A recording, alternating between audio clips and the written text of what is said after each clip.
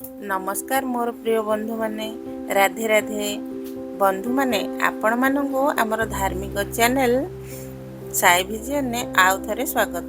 बंधु माने एकदा माता लक्ष्मी क्षीर सागर रे भगवान विष्णु को पाद दबाउथिले। पाद दबाउ दबाउ माता लक्ष्मी भगवान विष्णु को कहिले, हे प्रभु आज मो मन रे तीनोटी प्रश्न उठुछि। यदि आपण एही तीनोटी प्रश्नर उत्तर देई मते संतुष्ट करिवे तेबे मो मन को बहुत शांति मिलिबो। ताहा सुनी भगवान विष्णु कहिले, तुमर से केउ तीनोटी प्रश्न? माता लक्ष्मी कहिले, हे प्रभु प्रथम प्रश्न हला केउ स्त्रीर भाग्य रे संतान सुख न थाए। द्वितीय प्रश्न हला केउ स्त्री समय पूर्वरु विधवा हुए। एवं तृतीय प्रश्न हला केउ श्रृंगार करिले स्त्री स्वर्ग रे स्थान पाई थाए। भगवान विष्णु कहले, हे लक्ष्मी तुमर एही तीनोटी प्रश्न अत्यंत गुरुत्वपूर्ण। जो व्यक्ति एही तीनोटी प्रश्नर उत्तर बुझी एही ज्ञान को निज जीवन रे ग्रहण करे से जीवन रे सुख प्राप्त करि थाए। देवी लक्ष्मी मु एबे तुम तीनोटी प्रश्नर उत्तर एक छोट कहानी माध्यम रे देबी। एही कहानी द्वारा तुमे तुमर तीनोटी प्रश्नर उत्तर भल भाबरे बुझी परिबो। किंतु मोर एक शर्त अछि, जे पर्यंत मु कहानी कहूची तमे एहा को मन देई सुनिबो। माता लक्ष्मी कहले, मु आपन को वचन देउची जे मु एही कहानी को पूरा मन और निष्ठा रे सुनिबी। दयाकरी आपण ए कहानी आरंभ करंतु। बंधु माने आपण मानंकु मध्य एक निवेदन जे आपण माने एही कहानी को पूरा सुनंतु। एहा को अधा अधूरा सुनिबा पाप बोली गणा जाए। कहानी आरंभ करने पूर्व कमेंट रे जय माँ लक्ष्मी और जय श्री हरि विष्णु निश्चय लिखंतु एवं लाइक करने को भूलंतु नहीं। तेबे आसंतु आरंभ करिबा। प्रिय बंधु माने भगवान विष्णु कहले, हे लक्ष्मी एक राज्य रे एक छोट नगर थिला। सेही नगर रे जणे सेठ रहउथिले। सेठ कर दुई पुत्र थिले एवं तांकर पुत्र मानकर विवाह मध्य होई सारिथिला।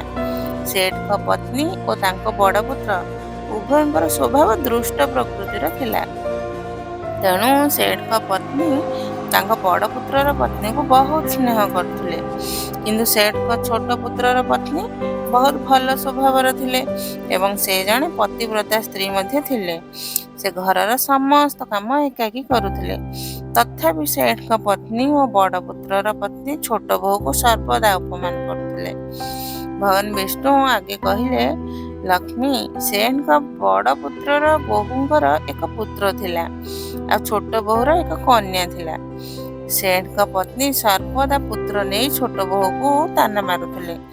किंतु से कौन करि पारुथिले, से सर्वदा सेमानंक ताना शुणुथिले। एबे मु तुमको छोट बहुर कहानी भल भाबे बुझेबी। एई कहानी रु तुमे तुमर प्रश्नर उत्तर पाइबो जे केउ स्त्री र भाग्य रे पुत्र प्राप्ति हुए नहीं। भगवान विष्णु कहले, सेठ का पत्नी पूर्वरु ही दुष्ट स्वभाव रे थिले। तांको कुटिल स्वभाव जोगु घरर समस्त बहुत असुविधा रे थिले। किंतु से तांको सीधा साधा छोट बहु को अधिक परेशान करुथिले। सेठ का छोट पुत्रर पत्नीर नाम थिला सुकन्या। बिचारी सुकन्या सकाळ उठी निज काम रे लागि पडुथिला। एते काम करिबा परे सत्ते सेठ का पत्नी को नजर सुकन्या सर्वदा खराब लागुथिले। एक दिन सुकन्या घरे झाड़ू देउथिले। सेठ का पत्नी कहले, तांको हाथ रे जोर नहीं कि, जल्दी झाड़ू दे, मु मंदिर जाउछि। मु फेरी आसीबा पूर्वरु तो खाद्य तैयारी करि रख। मु फेरी आसीबा मात्रे खाद्य खाइबी। हाँ आ सुन, अन्नर एक दाना मध्ये नष्ट हेबा उचित नुहे। बिचारी सुकन्या कौन करिवो? से तांको सासुंको कथा शुणुथिले। घर सफा करिबा परे सुकन्या खाद्य तैयारी करिबा को लागिले। खाद्य तैयारी करुथुवा समय से मने मने भाबुथिले, मु एते काम करूछि तथापि एक मुहूर्त पाई मध्ये शांति रे रहि पारु नाही। मो सासु सर्वदा मो काम रे किछि ना किछि असुविधा खोजी चलिचंती। सेही समय रे द्वार रे केही खटखट शब्द कला।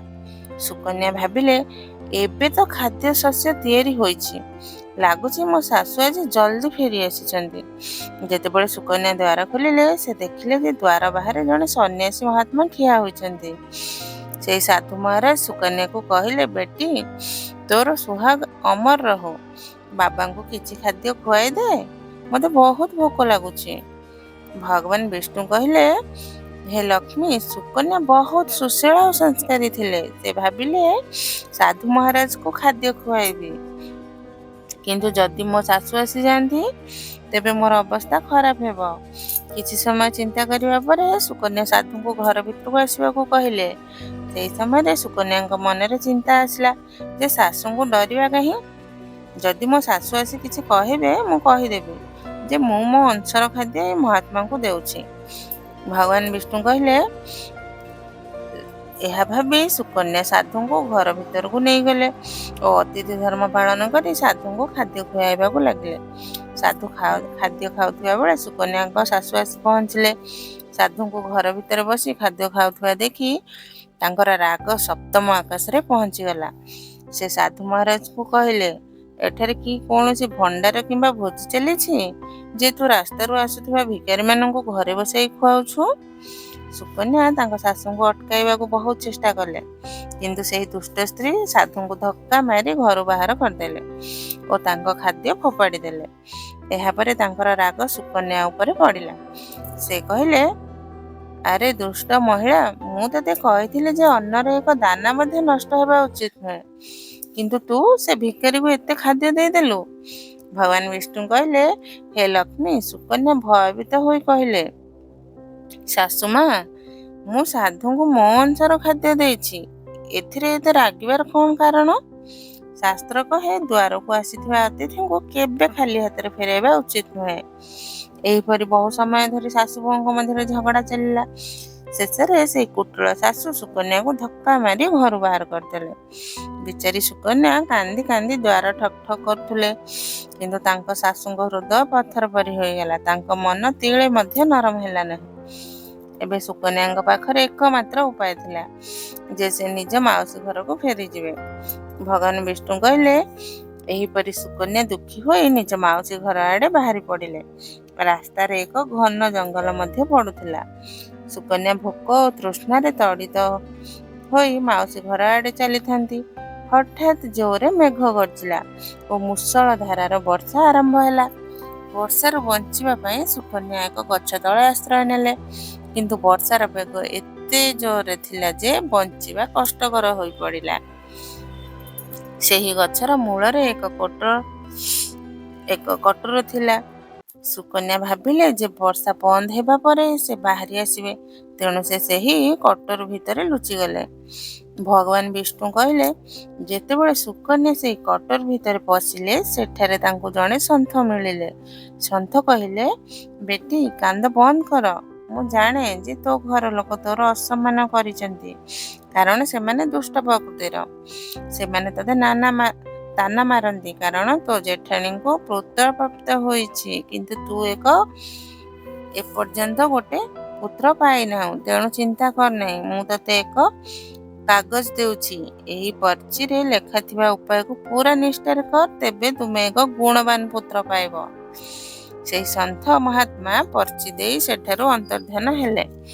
ଯେତେବେଳେ ବର୍ଷା ବନ୍ଦ ହେଲା, ସୁକନ୍ୟାଙ୍କୁ ଖୋଜୁଥିବା ତାଙ୍କ ସ୍ୱାମୀ ସେଠାରେ ପହଞ୍ଚିଲେ। ସୁକନ୍ୟା ମାଉସୀ ଘର ନ ଯାଇ ସେହି ଜଙ୍ଗଲରେ ଏକ କୁଟୀର ତିଆରି କରି ରହିବାକୁ ଲାଗିଲେ।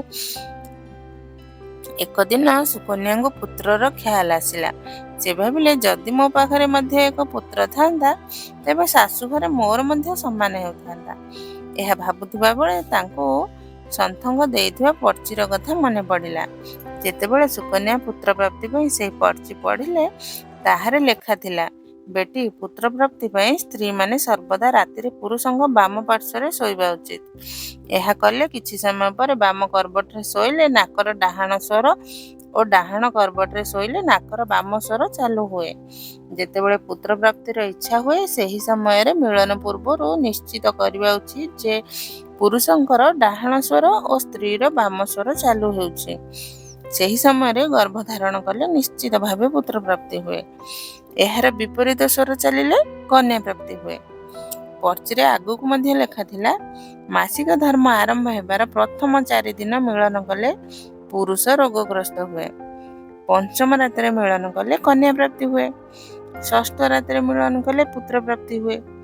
ସପ୍ତମ ରାତ୍ରିରେ ମିଳନ କଲେ ବନ୍ଧ୍ୟା କନ୍ୟା ଜନ୍ମ ହୁଅନ୍ତି। ଅଷ୍ଟମ ରାତ୍ରିରେ ମିଳନ କଲେ ଐଶ୍ୱର୍ଯ୍ୟଶାଳୀ ପୁତ୍ର ପ୍ରାପ୍ତି ହୁଏ। ନବମ ରାତିରେ ମିଳନ କଲେ ଐଶ୍ୱର୍ଯ୍ୟଶାଳୀ କନ୍ୟା ପ୍ରାପ୍ତି ହୁଏ। ଆଉ ଦଶମ ରାତିରେ ମିଳନ କଲେ ଅତି ଶ୍ରେଷ୍ଠ ପୁତ୍ର ପ୍ରାପ୍ତି ହୁଏ। ଏକାଦଶ ରାତିରେ ମିଳନ କଲେ ସୁନ୍ଦର ଓ ଭଲ ସଂସ୍କାର ଯୁକ୍ତ କନ୍ୟା ପ୍ରାପ୍ତ ହୁଏ। ଭଗବାନ ବିଷ୍ଣୁ କହିଲେ ଏହିପରି ସୁକନ୍ୟା ଦଶମ ରାତିରେ ତାଙ୍କ ସ୍ୱାମୀଙ୍କ ସହ ମିଳନ କରି ଗର୍ଭଧାରଣ କଲେ। ସକାଳେ ସ୍ନାନ ଓ ପୂଜା ପାଠ ସାରି ସୁକନ୍ୟାଙ୍କ ସ୍ୱାମୀ କାଠ କାଟିବାକୁ ଗଲେ। ତାଙ୍କ ସ୍ୱାମୀଙ୍କ ଯିବା ପରେ ଏକ ଝଡ଼ ଆସିଲା। ସୁକନ୍ୟାଙ୍କ କୁଟୀର ଝଡ଼ରେ ଉଡ଼ିଗଲା ଓ ପ୍ରବଳ ବର୍ଷା ଆରମ୍ଭ ହେଲା। ବର୍ଷାରୁ ବଞ୍ଚିବା ପାଇଁ ସୁକନ୍ୟା ଏକ ଗଛ ଉପରେ ଏକ ପତ୍ର ଲେଖିଥିଲେ। ଏହା ସେଇ କୋଠରୀର ଠିକଣା ଥିଲା ଯେଉଁଠାରେ ସେ ପୂର୍ବରୁ ବର୍ଷାରୁ ବଞ୍ଚିବା ପାଇଁ ଲୁଚିଥିଲେ। ସୁକନ୍ୟା ଗଛ ଉପରେ ପତ୍ର ଲେଖିଲେ ଯେପରି ତାଙ୍କ ସ୍ୱାମୀ ଫେରି ଆସି ସେହି ପତ୍ର ପଢ଼ି କୋଠରୀ ନିକଟରେ ପହଞ୍ଚି ପାରିବେ। ଭଗବାନ ବିଷ୍ଣୁ କହିଲେ, ହେ ଲକ୍ଷ୍ମୀ, ସୁକନ୍ୟା ସେହି କୋଠରୀରେ ଲୁଚିଗଲେ ଯାହା ଗଛର ମୂଳରେ ଥିଲା। ସେହି ଗଛ ନିକଟରେ ଦୁଇ ରାକ୍ଷସଙ୍କର ବାସସ୍ଥାନ ଥିଲା। ସୁକନ୍ୟା ବର୍ଷାରୁ ବଞ୍ଚିବା ପାଇଁ କୋଠରୀରେ ଲୁଚିଥିବା ବେଳେ ସେହି ଦୁଇ ରାକ୍ଷସ ବର୍ଷାରୁ ଅସୁବିଧାରେ ପଡ଼ି ସେହି ଗଛରେ ଆସି ରହିଲେ। ଗଛ ତଳେ ପହଞ୍ଚି ଜଣେ ରାକ୍ଷସ କହିଲା, ଏବେ ତ ଚାଲି ମଧ୍ୟ ହେଉନାହିଁ, ନହେଲେ ମୁଁ ମନ କରୁଛି ସୁନା ଦୀପକୁ ଯାଇ ପଡ଼ିବି। ଅନ୍ୟ ରାକ୍ଷସୀ କହିଲା, ଏଥିରେ କ'ଣ ଅସୁବିଧା? ଏଇ ଗଛ ଆମକୁ ସେଇ ସୁନା ଦୀପକୁ ନେଇଯିବ। ଏହା କହି ଦୁଇ ରାକ୍ଷସୀ ଗଛର ଡାଳରେ ବସିଲେ ଓ ଗଛଟି ହଠାତ୍ ଉଡ଼ିବାକୁ ଲାଗିଲା। ସୁକନ୍ୟା କୋଠରୀ ଭିତରେ ଲୁଚିଥିବା ବେଳେ ଥକି ହାରି ତାକୁ ନିଦ ଆସିଗଲା। କିନ୍ତୁ ଗଛର ଉଡ଼ିବା ଝଟକାରେ ତାଙ୍କ ନିଦ ଭାଙ୍ଗିଗଲା। ଗଛକୁ ଉଡ଼ୁଥିବା ଦେଖି ସେ ଭୟଭୀତ ହେଲେ। ଯେତେବେଳେ ସୁକନ୍ୟା କୋଠରୀରୁ ବାହାରକୁ ଦେଖିଲେ, ସେ ଗଛର ଡାଳରେ ଦୁଇ ରାକ୍ଷସୀଙ୍କୁ ବସିଥିବା ଦେଖିଲେ।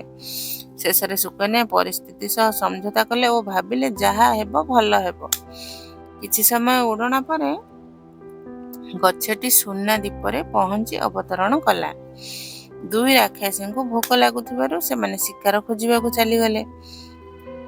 ତାପରେ ରାକ୍ଷସୀମାନେ ଚାଲିଯିବା ପରେ ସୁକନ୍ୟା କୋଠରୀରୁ ବାହାରି ଆସିଲେ ଓ ଶାନ୍ତିରେ ନିଶ୍ଚିତ ହେଲେ। ଯେତେବେଳେ ସୁକନ୍ୟା ସୁନା ଦୀପରେ ଥିବା ବାଲିକୁ ଦେଖିଲେ, ସେ ଆଶ୍ଚର୍ଯ୍ୟ ହୋଇଗଲେ। ବାଲିଟି ଚମକୁଥିଲା। ଯେତେବେଳେ ସେ ବାଲିକୁ ହାତରେ ଉଠାଇଲେ, ସେ ଚିତ୍କାର କରି ଉଠିଲେ, ଆରେ, ଏହା ତ ସୁନାର ବାଲି। ସୁକନ୍ୟା ତାଙ୍କ ଶାଢ଼ୀର ଆଞ୍ଚଲରେ ଯେତିକି ବାଲି ବାନ୍ଧି ପାରିବେ ବାନ୍ଧି ନେଲେ ଓ ପୁନର୍ବାର କୋଠରୀରେ ଲୁଚିଗଲେ।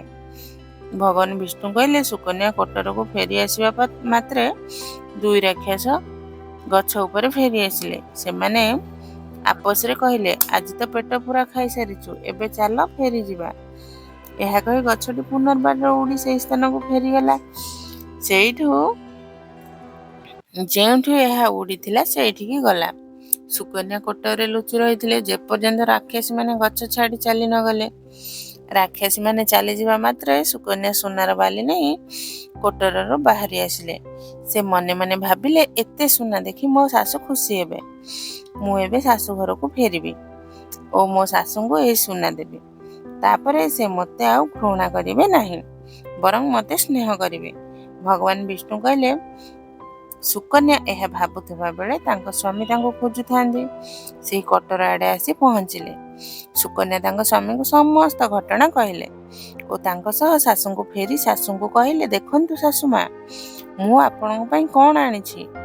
ଏହା କହି ସେ ସମସ୍ତ ସୁନା ତାଙ୍କ ଶାଶୁଙ୍କୁ ଦେଲେ ଓ ସୁନା କିପରି ପାଇବେ ସେ ସମ୍ପର୍କରେ ସମ୍ପୂର୍ଣ୍ଣ ଘଟଣା ମଧ୍ୟ କହିଲେ। ସୁନା ନେଇସାରି ସୁକନ୍ୟାଙ୍କ ଶାଶୁ ରାଗି ଯାଇ କହିଲେ, ଆରେ ମୂର୍ଖ ମହିଳା, ତୁ ମାତ୍ର ଏତିକି ସୁନା ଆଣିଛୁ। ଏତେ ସୁନାରେ କ'ଣ ହେବ? ମୁଁ ହୋଇଥିଲେ ବହୁତ ସୁନା ଆଣିଥାନ୍ତି। ଶାଶୁଙ୍କ କଥା ଶୁଣି ସୁକନ୍ୟା କହିଲେ, ମା, ଏତେ ସୁନା ଆମ 3-4 ପିଢ଼ି ପାଇଁ ଯଥେଷ୍ଟ। ଶାଶୁ କହିଲେ, ଆରେ ମୂର୍ଖ, ସୁନା କେବେ ଯଥେଷ୍ଟ ହୁଏ କି? ଯେତେ ଅଛି ତାହା କମ୍। ଏବେ ଦେଖ ମୁଁ ଯାଇ କେତେ ସୁନା ଆଣୁଛି।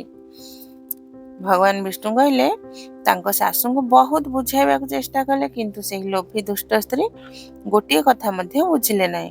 ସେ ସୁକନ୍ୟାଙ୍କୁ କୌଣସି କଥା ନ ଶୁଣି ସେହି ଗଛର କୋଠରୀରେ ବସିଗଲେ। ଯେତେବେଳେ ଦୁଇ ରାକ୍ଷସୀ ଗଛ ଉପରେ ଆସିଲେ, ଗଛଟି ହଠାତ୍ ଉଡ଼ିବାକୁ ଲାଗିଲା। ସୁକନ୍ୟାଙ୍କ ଶାଶୁ ମନେ ମନେ ବହୁତ ଖୁସି ହେଉଥିଲେ ଯେ ଆଜି ସେ ଅନେକ ସୁନା ଏକାଥରେ ଆଣିବେ। ଭଗବାନ ବିଷ୍ଣୁ କହିଲେ, ସୁକନ୍ୟାଙ୍କ ଶାଶୁ ମନେ ମନେ ଖୁସି ହେଉଥିବା ବେଳେ ଜଣେ ରାକ୍ଷସୀ କହିଲା, ଚାଲ ଆଜି ସୁନା ଦୀପ ନ ଯାଇ ମତ୍ସ୍ୟ ଦୀପକୁ ଯିବା। ଆଜି ମାଛ ଖାଇବାର ବହୁତ ଇଚ୍ଛା ହେଉଛି। ରାକ୍ଷସୀଙ୍କ ଏହି କଥା ଶୁଣି ସୁକନ୍ୟାଙ୍କ ଶାଶୁ ନିଜକୁ ସମ୍ଭାଳି ପାରିଲେ ନାହିଁ ଓ ଚିତ୍କାର କରି କହିଲେ, ଆରେ ତୁମେ ସୁନା ଦୀପକୁ କାହିଁକି ନ ଯାଉଛ? ମତ୍ସ୍ୟ ଦୀପ ନ ଯାଇ ସୁନା ଦୀପକୁ ଯାଅ। ତାଙ୍କ ଏହି ଚିତ୍କାର ଶୁଣି ରାକ୍ଷସୀ ମାନେ ବୁଝିଗଲେ ଯେ କୋଟରରେ କେହି ଲୁଚି ରହିଛି। ସେମାନେ କୋଟର ଭିତରେ ପଶି ସୁକନ୍ୟାଙ୍କ ଶାଶୁକୁ ଦେଖିଲେ ଓ ତାଙ୍କୁ ଉଠାଇ ଗଛରୁ ତଳକୁ ଫୋପାଡ଼ି ଦେଲେ। ଧରଣୀରେ ପଡ଼ିବା ମାତ୍ରେ ସେହି ଲୋଭୀ ସ୍ତ୍ରୀର ମୃତ୍ୟୁ ହେଲା। ଯେତେବେଳେ ଏହି ଖବର ଘର ଲୋକଙ୍କୁ ମିଳିଲା, ସୁକନ୍ୟାଙ୍କର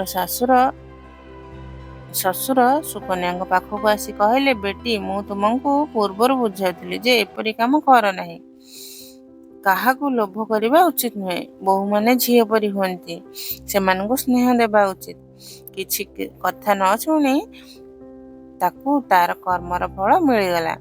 ଭଗବାନ ବିଷ୍ଣୁ କହିଲେ, ହେ ଲକ୍ଷ୍ମୀ, ସୁକନ୍ୟା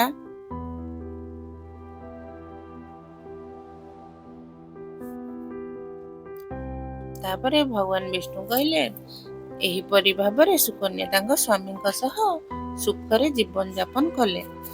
କିଛି ସମୟ ବିତିବା ପରେ ସୁକନ୍ୟାଙ୍କୁ ଏକ ଗୁଣବାନ ପୁତ୍ରର ପ୍ରାପ୍ତି ହେଲା। ପୁତ୍ର ପ୍ରାପ୍ତି ପରେ ସୁକନ୍ୟାଙ୍କ ଖୁସିର ସୀମା ନ ରହିଲା ଓ ସେ ଭଗବାନଙ୍କୁ ଧନ୍ୟବାଦ ଦେବାକୁ ଲାଗିଲେ। ଅନ୍ୟପଟେ ସେଠଙ୍କ ବଡ଼ ପୁଅର ବୋହୂ, ଯିଏ ସର୍ବଦା ସୁକନ୍ୟାଙ୍କୁ ପୁତ୍ର ନେଇ ତାନା ମାରୁଥିଲେ, ଯେତେବେଳେ ସୁକନ୍ୟାଙ୍କୁ ପୁତ୍ର ଓ ଧନ ପ୍ରାପ୍ତି ହେଲା, ତାଙ୍କର ଦିନ ଦାରିଦ୍ର୍ୟରେ କଟିବାକୁ ଲାଗିଲା। ତେଣୁ ସେଠଙ୍କ ବଡ଼ ବୋହୂ ସୁକନ୍ୟାଙ୍କ ପାଖକୁ ଯାଇ ହାତ ଯୋଡ଼ି ନିଜର ଭୁଲ ପାଇଁ କ୍ଷମା ମାଗିଲେ। ସୁକନ୍ୟା ଥିଲେ ଜଣେ ବହୁତ ଦୟାଳୁ ଓ ମଧୁର ସ୍ୱଭାବର ସ୍ତ୍ରୀ। ତେଣୁ ସେ ତାଙ୍କ ଜେଠାଣୀଙ୍କୁ କ୍ଷମା କରିଦେଲେ ଓ ସେ ଯେଉଁ ସୁନା ଆଣିଥିଲେ ତାହାର କିଛି ଅଂଶ ତାଙ୍କ ଜେଠାଣୀଙ୍କୁ ଦେଇଦେଲେ। ଏହିପରି ସମଗ୍ର ପରିବାର ସୁଖରେ ଜୀବନଯାପନ କରିବାକୁ ଲାଗିଲା। ତାପରେ ଭଗବାନ ବିଷ୍ଣୁ କହିଲେ, ଏହିପରି ଯେତେବେଳେ ସମୟ ଧୀରେ ଧୀରେ ସୁଖରେ ଅତିବାହିତ ହେବାକୁ ଲାଗିଲା, ସେଠଙ୍କ ବଡ଼ ବୋହୂର ଯେଉଁ ପୁତ୍ର ଥିଲା ସେ ଅବଗୁଣୀ ଥିଲା। ତେଣୁ ସେ ସମସ୍ତ ଧନ ଅବଗୁଣରେ ନଷ୍ଟ କରିଦେଲେ। କିନ୍ତୁ ସୁକନ୍ୟାଙ୍କୁ ଯେଉଁ ପୁତ୍ର ଜନ୍ମ ହୋଇଥିଲା ସେ ବହୁତ ଗୁଣବାନ ଥିଲେ। ସେ ନିଜ ଜୀବନରେ ଏତେ ଆଗେଇ ଗଲା ଯେ ତାର ମା ଓ ବାପାଙ୍କ ନାମ ଉଜ୍ଜ୍ୱଳ କରିଦେଲା। ଯେତେବେଳେ ସୁକନ୍ୟା ଓ ତାଙ୍କ ଜେଠାଣୀଙ୍କର ଜୀବନ ସମାପ୍ତ ହେଲା, ସୁକନ୍ୟାଙ୍କୁ ସ୍ୱର୍ଗରେ ସ୍ଥାନ ମିଳିଲା ଓ ତାଙ୍କ ଜେଠାଣୀଙ୍କୁ ନର୍କରେ ସ୍ଥାନ ମିଳିଲା। ଭଗବାନ ବିଷ୍ଣୁ କହିଲେ, ହେ ଲକ୍ଷ୍ମୀ, ତୁମର ପ୍ରଥମ ପ୍ରଶ୍ନ ଥିଲା ଯେ କେଉଁ ସ୍ତ୍ରୀର ଭାଗ୍ୟରେ ପୁତ୍ର ପ୍ରାପ୍ତି ହୁଏ ନାହିଁ। ତେଣୁ ବୁଝିନିଅ ଯେ ଯେଉଁମାନେ ସନ୍ତଙ୍କର ଦ୍ୱାରା ଦିଆଯାଇଥିବା ପର୍ଚ୍ଚିରେ ଲେଖାଥିବା ଉପାୟର ବିପରୀତ କାର୍ଯ୍ୟ କରନ୍ତି, ସେମାନଙ୍କ ଭାଗ୍ୟରେ ପୁତ୍ର ଯୋଗ ହୁଏ ନାହିଁ। ଭଗବାନ ବିଷ୍ଣୁ ଆଗେ କହିଲେ, ତୁମର ଦ୍ୱିତୀୟ ପ୍ରଶ୍ନ ଥିଲା ଯେ କେଉଁ ଗହଣା ପିନ୍ଧିଲେ ସ୍ତ୍ରୀ କିମ୍ବା ପୁରୁଷର ଦୁଃଖଦାୟୀ ମୃତ୍ୟୁ ହୁଏ। ତେଣୁ ବୁଝିନିଅ ଯେ ସେହି ଗହଣା ହେଉଛି ଲୋଭରୂପୀ ଗହଣା। ସେଠଙ୍କ ପତ୍ନୀ ଏହି ଲୋଭରୂପୀ ଗହଣା ପିନ୍ଧିଥିଲେ ଓ ଅଧିକ ସୁନା ଆଣିବା ପାଇଁ ଲୋଭରେ କୋଟରରେ ଲୁଚିଥିଲେ। ରାକ୍ଷସୀମାନଙ୍କ ଦ୍ୱାରା ଗଛରୁ ତଳେ ଫୋପାଡ଼ି ହେବା ଯୋଗୁଁ ସେଠଙ୍କ ପତ୍ନୀଙ୍କର ଦୁଃଖଦାୟୀ ମୃତ୍ୟୁ ହେଲା। ତେଣୁ ଲୋଭରୂପୀ ଗହଣା କେବେ ପିନ୍ଧିବା ଉଚିତ ନୁହେଁ। ଭଗବାନ ବିଷ୍ଣୁ ତାପରେ କହିଲେ, ହେ ଲକ୍ଷ୍ମୀ, ତୁମର ତୃତୀୟ ପ୍ରଶ୍ନ ଥିଲା ଯେ କେଉଁ ଶୃଙ୍ଗାର କରିଲେ ସ୍ତ୍ରୀ ସ୍ୱର୍ଗରେ ସ୍ଥାନ ପାଇଥାଏ। ତେଣୁ ସେହି ଶୃଙ୍ଗାର ହେଉଛି ଚରିତ୍ର ରୂପୀ ଶୃଙ୍ଗାର, ଅର୍ଥାତ୍ ଚରିତ୍ରବାନ ଓ ପତିବ୍ରତା ସ୍ତ୍ରୀ, ଯେପରି ସେଠଙ୍କ ଛୋଟ ବୋହୂ ସୁକନ୍ୟା ମୃତ୍ୟୁ ପରେ ସ୍ୱର୍ଗରେ ସ୍ଥାନ ପାଇଥିଲେ। ତେଣୁ ପ୍ରତ୍ୟେକ ବିବାହିତା ସ୍ତ୍ରୀଙ୍କୁ ପତିବ୍ରତା ଓ ଚରିତ୍ରବାନ ହେବା ଉଚିତ। ବନ୍ଧୁମାନେ, ଆପଣମାନଙ୍କୁ ଏହି କାହାଣୀ କିପରି ଲାଗିଲା ଦୟାକରି କମେଣ୍ଟରେ ନିଶ୍ଚିନ୍ତ ଜଣାନ୍ତୁ। ଯଦି ଆପଣଙ୍କୁ ଏହି କାହାଣୀ ପସନ୍ଦ ହୋଇଥାଏ ତେବେ ଆପଣଙ୍କ ବନ୍ଧୁମାନଙ୍କ ସହିତ ନିଶ୍ଚିତ ସେୟାର କରନ୍ତୁ। ଆଶା କରୁଛି ଏହି ସୂଚନା ଆପଣଙ୍କୁ ପସନ୍ଦ ହୋଇଥିବ। ଅଧିକ ଧାର୍ମିକ ସୂଚନା ପାଇଁ ଆମର ସାଇ ଭିଜନ ଚ୍ୟାନେଲକୁ ସବସ୍କ୍ରାଇବ୍ କରନ୍ତୁ ଓ ଆମ ସହ ଯୋଡ଼ି ହୋଇ ରୁହନ୍ତୁ। ଆପଣ ସମସ୍ତଙ୍କୁ ହୃଦୟରୁ ବହୁତ ବହୁତ ଧନ୍ୟବାଦ। ରହୁଛି। ଜୟ ଜଗନ୍ନାଥ।